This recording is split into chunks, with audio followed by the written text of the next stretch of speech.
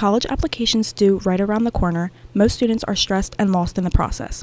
No need to worry though. We talked with Mrs. Marandola to help simplify the process.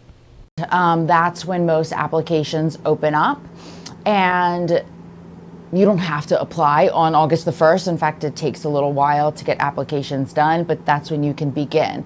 After selecting a school based on price, location, and academic interest, you can start the process of applying.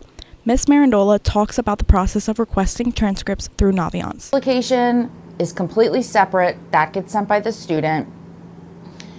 The counselor sends the transcripts and the letters through Naviance. And we do show students how to request everything on Naviance, but as long as they've requested it, we send it that way. So you should never wait to apply if your transcripts and letters aren't ready to go yet. Like, apply as soon as your application is done.